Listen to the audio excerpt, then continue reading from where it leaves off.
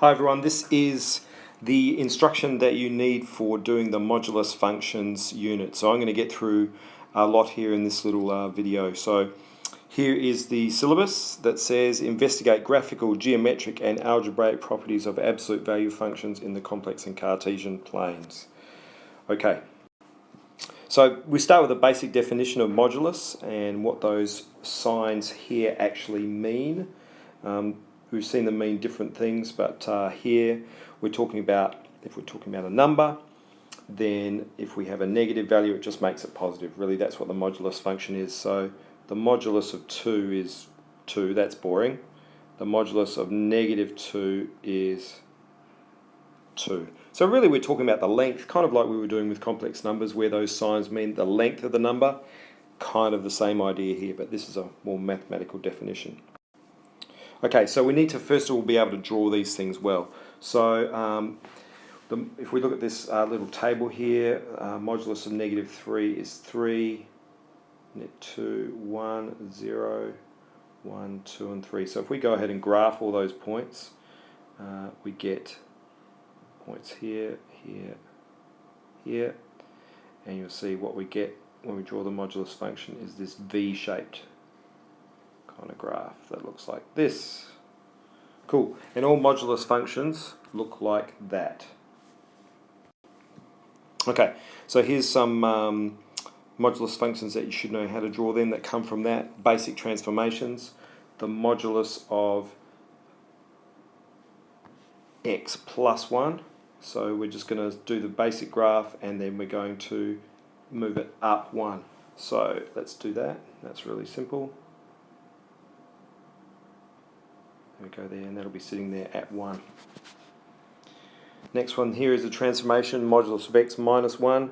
That is just the same function shifted across to the right 1. And 2 times the modulus of x is just a modulus function, but the gradient is steeper.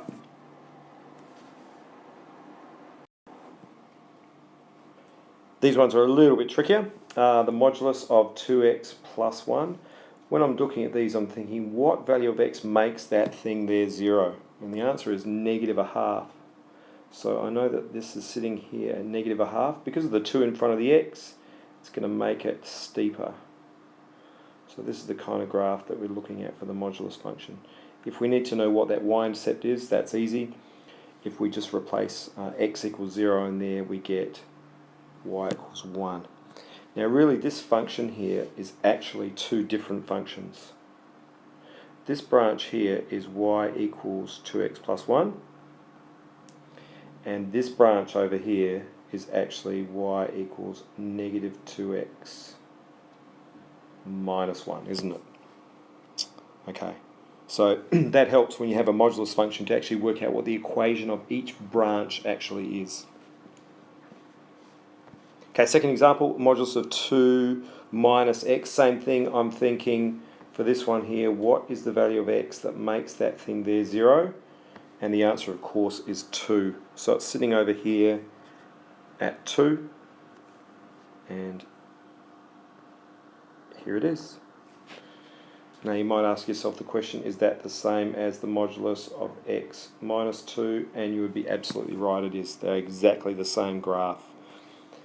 For this one here, this branch here is y equals x minus 2, gradient 1, y-intercept of minus 2.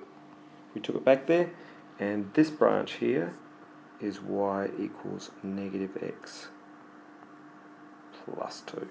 So hopefully you can see the relationship between those two. Okay, the right hand side is just the negative of the other one. Okay, and the last one here on this page is the modulus of x squared minus 2. Well, that is, the graph of x squared minus 2 would be a parabola. That would do something like this, and it would be sitting down here at minus 2.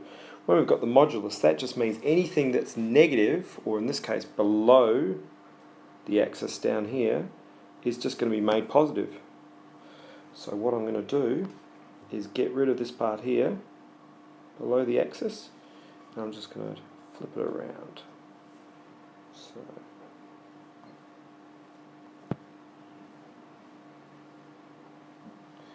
So I'm going to flip it around so it goes like that. There we go.